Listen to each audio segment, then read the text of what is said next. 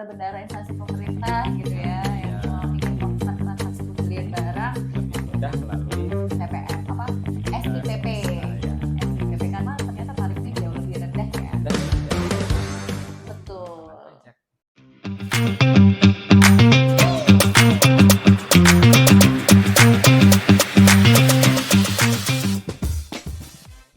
Assalamualaikum warahmatullahi wabarakatuh. Senang sekali rasanya bisa berjumpa kembali dengan kawan pajak semua dalam podcast Pajak Ceria. Tentunya masih bersama saya Sarah Prasilia dan juga narasumber andalan kita yang tidak lain tidak bukan adalah Mas Tulus Dwi Atmanto. Halo kawan pajak. Oke. Kalau udah berganti bulan nih berarti artinya ada episode baru nih Mas dari podcast Pajak Ceria. Semoga ditunggu-tunggu sama kawan pajak. Harusnya ya, karena podcast kita ini adalah podcast yang akan terus mengupdate informasi terkait perpajakan Mas. Jadi tentunya sangat penting memberikan informasi ya. Betul. Jadi update aturan terbaru terkait perpajakan. Nah, pada episode kali ini kita akan membahas apa nih Mas?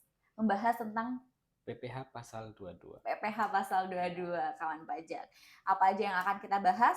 Dari mulai definisi, objek pajak, subjek pajak, dan juga tarif dari PPh pasal 22 itu sendiri. Nah, untuk menjawab hal tersebut, langsung aja kita nggak usah berlama-lama ya Mas ya. Langsung aja nih kita bahas. Atau mungkin mau perkenalan enggak ya? Kan kita udah sering juga ya menyapa kawan pajak. Sudah banyak yang kenal. Betul. Oke. Jadi silakan disimak untuk podcast pajak kita pada episode kali ini tentang PPh pasal 22. Nah, langsung aja kita buka dengan pertanyaan pertama nih Mas. PPh pasal 22 ini mengatur tentang apa aja sih Mas? Baik kawan pajak dan Mbak Sarah, PPh pasal 22 ini termasuk dalam kategori pajak potong dan pungut ya. Jadi kawan pajak atau wajib pajak ini tidak bisa bayar sendiri, jadi harus dipotong atau dipungut lawan transaksi atau pihak lain. Oke, jadi PPh pasal 22 ini dipotong dan dipungut ya Mas? Ya. Jadi bukan seperti PPN yang dikenakan langsung ya? Iya, sebenarnya PPN juga bisa juga dipotong dipungut ya? Iya. Nah, mungkin tidak seperti pajak penghasilan orang pribadi atau badan ya, yang harus bayar sendiri untuk penghasilannya sendiri. Nah, ini bayar sendiri tetapi pengenaannya dipungut oleh pihak lain. Nah, pengenaannya ini atas pembelian atau penjualan barang-barang tertentu yang nantinya akan sudah diatur. Oke, itu diatur dalam aturan terkait objek pajak dari PPh pasal 22 itu sendiri ya Mas ya. Jadi tidak semua barang atau tidak semua jenis transaksi. Oh gitu. Ya. Oke. Tapi atas pembelian atau penjualan.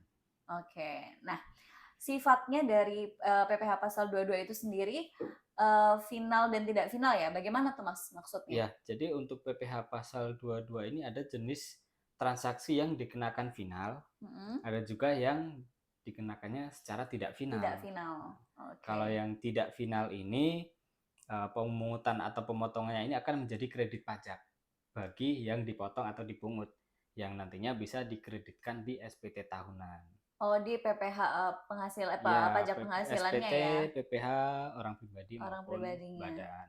Okay. Kalau di SPT tahunan itu kan kita melaporkan semua penghasilan dari semua sumbernya. Ya, betul. Terus dihitung pajak yang terutang berapa. Jadi nanti PPh pasal 22 ini bisa jadi pengurang gitu Mas? Ya, dari pajak yang terutang di SPT tahunan ini akan dikurangi dulu dengan PPh pasal 22, tapi yang tidak final. Yang tidak final ya. Final. Jadi tidak semua bisa dikreditkan ya di PPh pasal 22 yang ini. Yang final ini tidak bisa dikreditkan, tetapi penghasilan atau keuntungan dari transaksi yang final ini sudah tidak diperhitungkan lagi untuk SPT tahunan.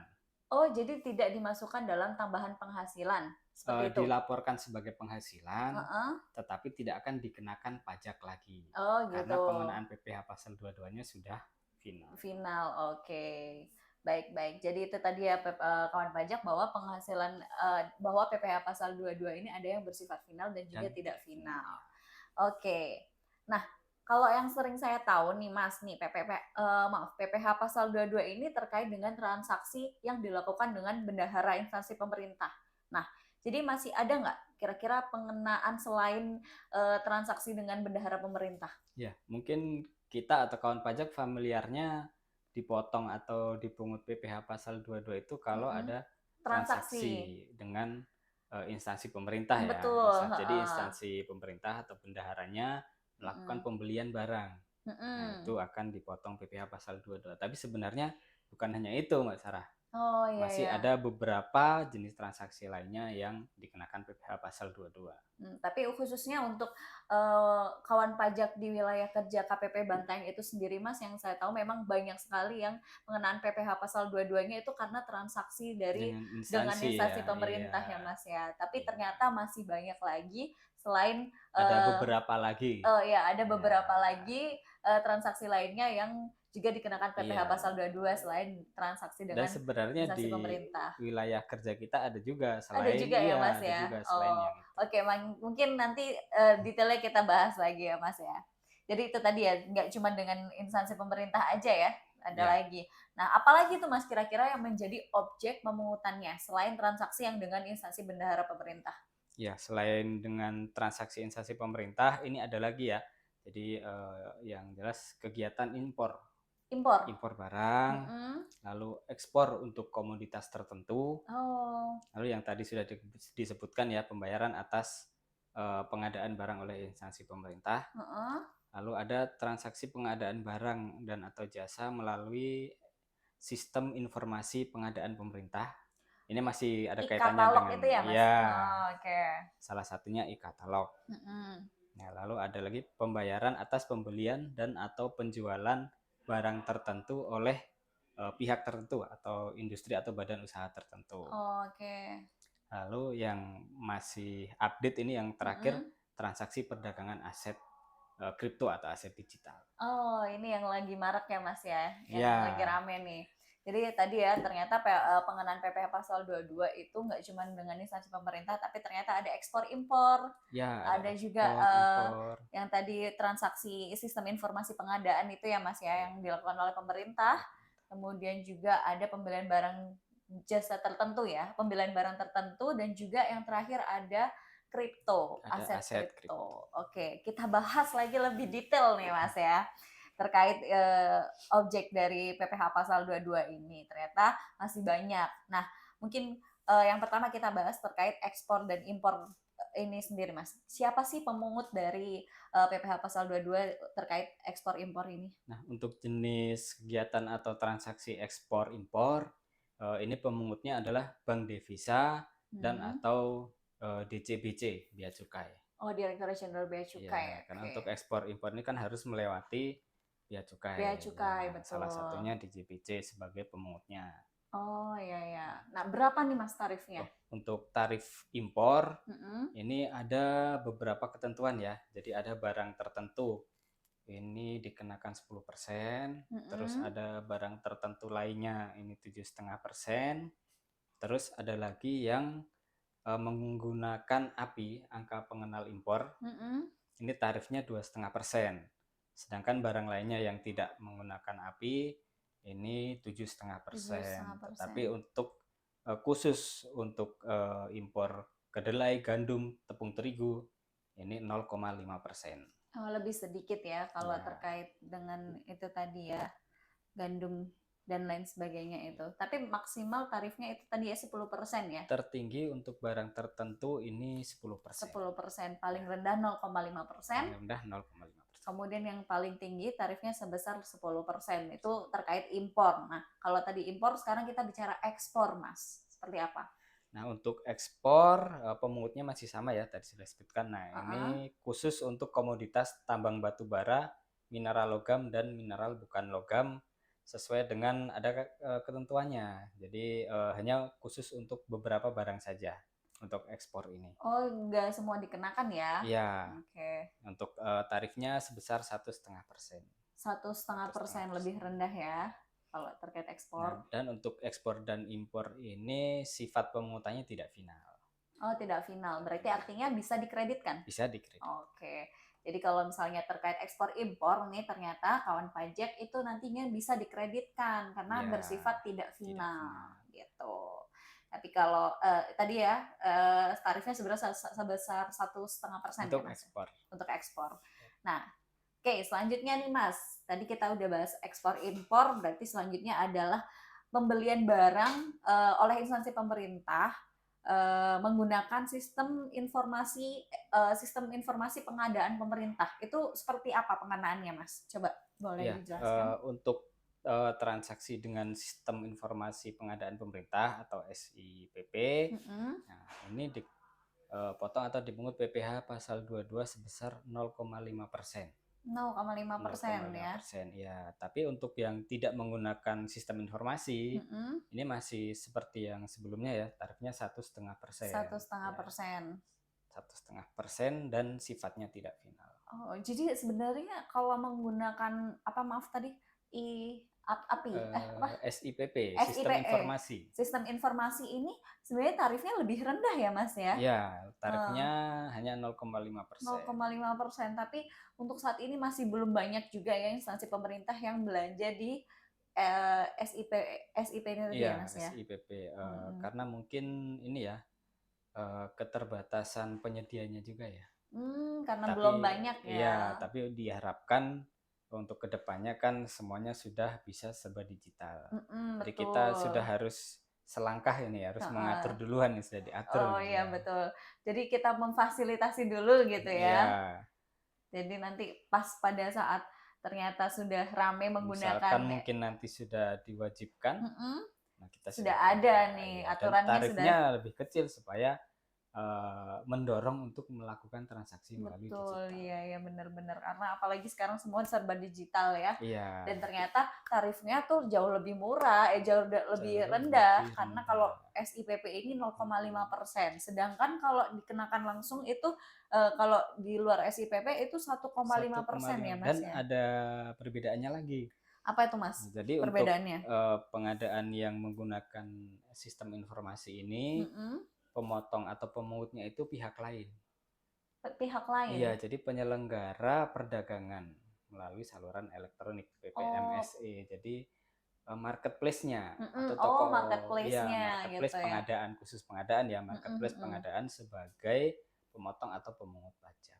Oh, Tetapi oh, yang dilakukan di luar sistem informasi, ini kan bendaharanya sendiri, baik bendahara pengeluaran maupun kuasa pengguna anggaran. mm-mm. Nah, ini mereka apa ya, istilahnya masih direpotkan dengan Pemungut, pemotongan, iya. ya harus menghitung, melapor. Nah, tapi kalau Heeh, sudah lewat sistem informasi, ini baik bendahara, heeh, instansi heeh. maupun lawan transaksinya sudah, Nggak perlu melapor atau iya, sudah tidak perlu menyetorkan ya? menghitungkan lagi. Oh iya ya, Jadi sudah langsung dipotong oleh penyelenggaranya. penyedia itu Iya, tadi ya, penyediaan. penyedia jasa tadi PPMSE tadi ya, Hmm. pengelola perdagangan melalui sistem elektronik. Menarik nih Mas. Nah kalau ini sifatnya apa Mas? Final atau tidak final? Kalau yang pemungutan 1,5% yang Mm-mm, di luar sistem informasi ini mm-mm. sifatnya tidak final. Oke. Sedangkan pemungutan untuk yang di dalam sistem informasi melalui sistem informasi ini ada yang Mm-mm. final, ada yang tidak final. Oh ada dua ya. Ya, jadi untuk transaksi yang termasuk ke dalam kategori PPh pasal 4 ayat 2 final, Mm-mm. ini pemungutan 0,5%-nya ini merupakan bagian dari pelunasan pajak. Oh. Contohnya misalkan transaksi sewa tanah atau bangunan Mm-mm. yang dilakukan melalui SIPP ya, Iya. melalui sistem informasi. Ini kan terutang PPh final Final 4. Iya 10%. betul. Ya, PPh final 4 ayat 2 10%. Mm-mm. Tetapi hanya dipotong 0,5%. Oh, Nah, karena sebenarnya atau seharusnya 10%. 10%, jadi wajib pajak nanti harus menambah sekitar 9,5% ya, 9,5%-nya. 9,5%. Oh, seperti itu. Jadi kalau misalnya terkait PPh final yang tadi sewa itu Sewa tetap tanah harus nambah ya bangunan, Mas ya. iya, Oh, di luar itu. Oke, oke. Karena memang kalau di SIPP hanya dikenakan sebesar 0,5%. 0,5%. 0,5%. Oke, begitu. Nah, selanjutnya nih Mas, terkait dengan pembelian atau penjualan barang tertentu oleh pihak tertentu ini bagaimana Nah, Mas? Untuk pembelian dan atau penjualan barang tertentu oleh pihak tertentu atau badan tertentu ini ada beberapa banyak lah ya. Beberapanya Ya. banyak ya. Yang pertama, ini pembelian barang dan atau bahan-bahan untuk keperluan usaha oleh BUMN atau anak perusahaan BUMN. Nah, ini akan dikenakan tarif 1,5% dengan sifat tidak final.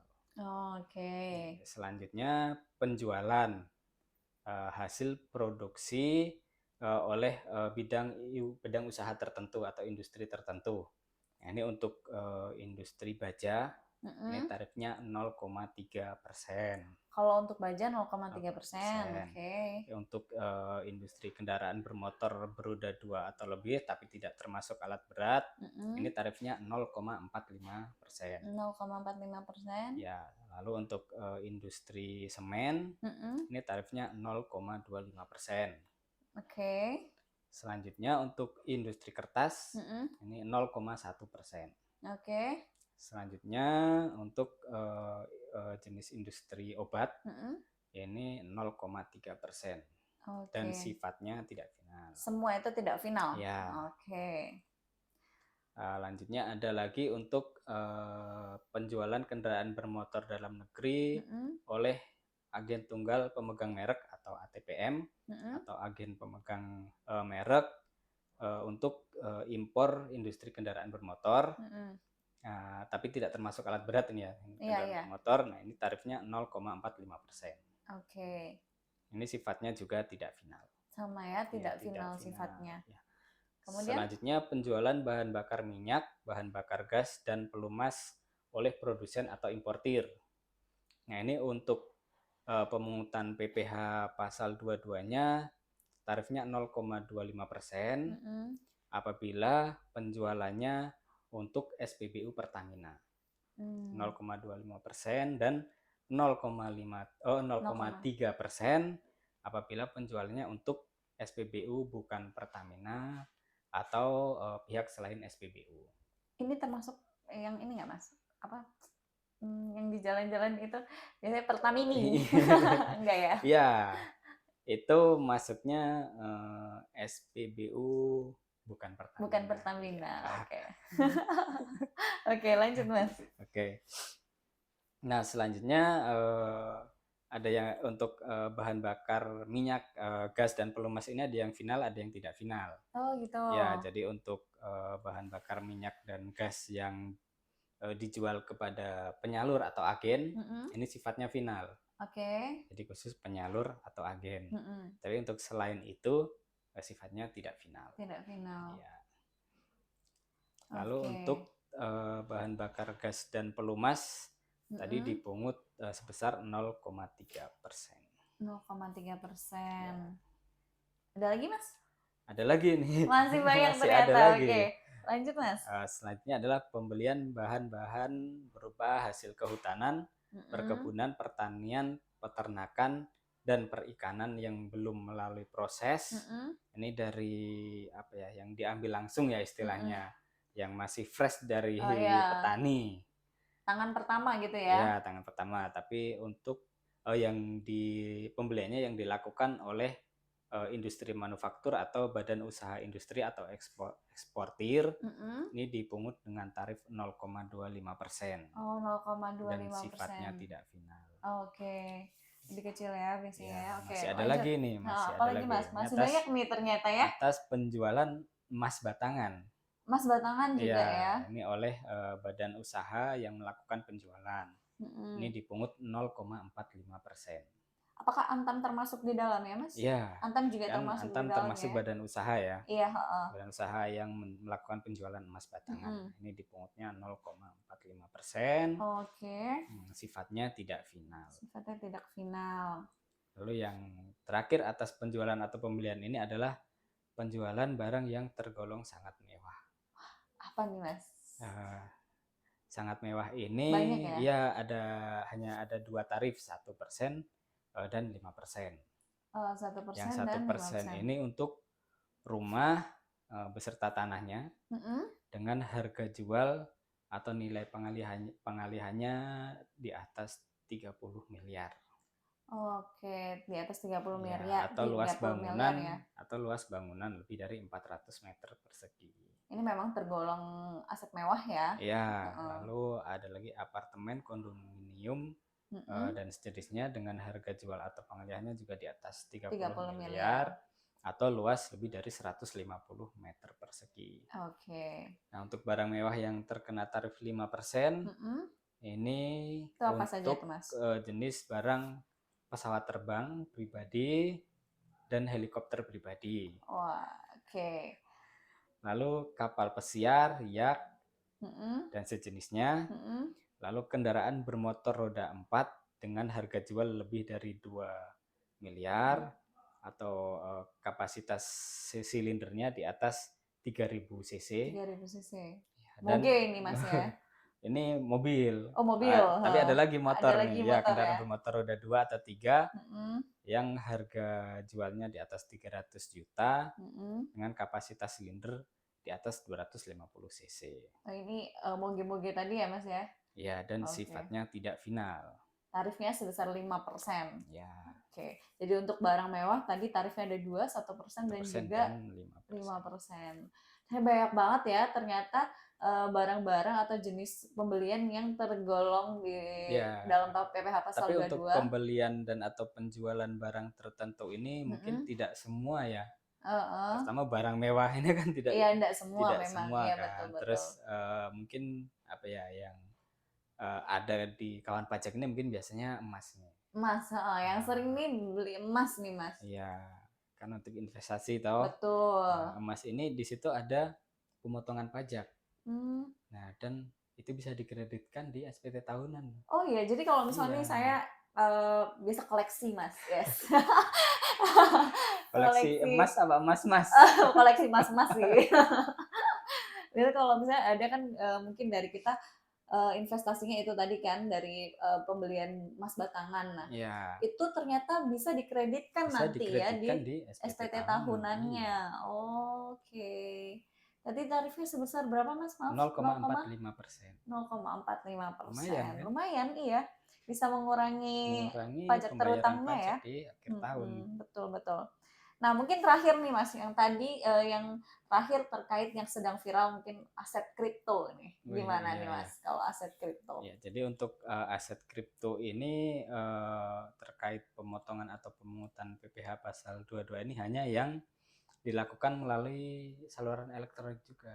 Oh, jadi harus wajib melalui itu ya? PPMSE. Oh, pembeliannya juga melalui PPMSE? Iya, meliputi exchanger atau perdagangan dan e-wallet. Oh gitu.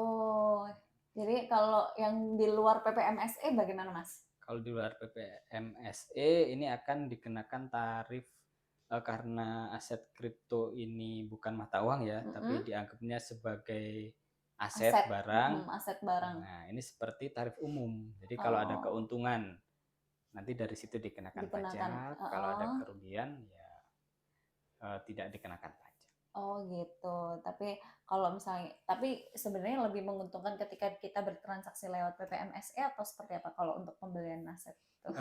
Kalau untuk aset kripto mungkin para pihak yang ini ya, yang memperdagangkan yang lebih bisa tahu ya, lebih tahu ya. Nanti, karena mereka kan pasti sudah tahu resikonya bagaimana. Tapi paling tidak kawan pajak tahu nih bahwa ternyata aset kripto itu juga bisa dibeli dari PPMSE ini tadi dan dengan tarif berapa tadi? 0, kalau PPMSE ini ada 2 tarif. Jadi 0,1% dan 0,2%. Oh, ada 2 juga, Mas ya. Kalau untuk yang 0,1% ini bila penyelenggaranya sudah terdaftar di Bapepti. Ya. Oke. Kalau 0,2 ini jika belum terdaftar atau tidak terdaftar. Lebih tinggi ya. Ya, ini tarifnya. Untuk perdagangan ya. Lalu ada lagi atas penghasilan dari jasa verifikasi transaksi atau istilahnya mining.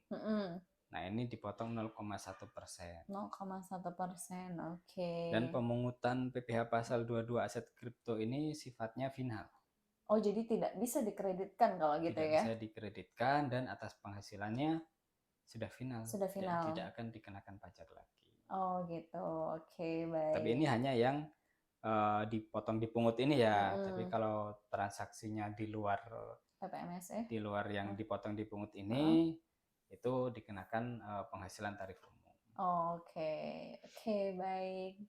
Nah, udah kita sebutkan, udah didetailkan tuh tadi Mas ya terkait dari apa saja sih yang menjadi objek dari PPh pasal 22 dan berapa besaran tarifnya dari objek-objek tersebut. Mungkin terakhir ada closing statement dari Mas Tulus? Iya, semoga dengan podcast ini ya yang membahas PPh pasal 22 ini kawan pajak mungkin lebih mengerti lah tentang apa saja subjek, tarif, subjek dan terus objeknya, pengenaannya tarifnya. kapan gitu ya. Jadi apabila suatu saat kawan pajak ini dipotong atau dipungut PPh pasal 22 itu sudah mengerti. Iya, betul. Oh, memang ini harus dipotong gitu. Oke. Atau mungkin pada untuk kawan pajak yang sudah mendengarkan podcast kita pada episode kali ini, jadi lebih aware gitu ya Mas ketika mau membeli barang, oh ternyata saya dikenakan PPh pasal 22 terkait kalau mau transaksi beli ini. rumah 31 miliar kan ada PPh. Ada PPh-nya gitu. Dan juga mungkin terkait bendahara-bendahara instansi pemerintah gitu ya, yang ingin melakukan transaksi pembelian barang lebih mudah melalui PPM SIPP. SIPP karena ternyata tarifnya jauh lebih rendah ya. Rendah dan tidak ribet melakukan penghitungan pemotongan pajak. Oke, baik. Terima kasih. Ada lagi Mas yang mau ditambahkan? Sudah cukup. Sudah cukup. Oke. Kami harap nanti dari informasi ini bisa membantu kawan pajak semua terkait apa sih itu informasi terkait PPh pasal 22. Nah, dengan berakhirnya podcast kita pada episode kali ini, semoga apa yang disampaikan bermanfaat bagi kawan pajak. Kemudian, nantikan podcast KPP Pratama Bantaeng dalam podcast Pajak Ceria episode berikutnya. Jangan lupa follow akun sosial media kita di Instagram @pajakbantaeng agar kawan pajak semua nggak ketinggalan informasi terkait update atau aturan terbaru terkait perpajakan nih kawan pajak. Nah, kurang lebihnya mohon maaf. Saya Sarah Frasilia. Saya Tulus Dwi Atmanto. Sampai jumpa kembali. Sehat selalu. Pajak kuat, APBN sehat. Wassalamualaikum warahmatullahi wabarakatuh. Dadah.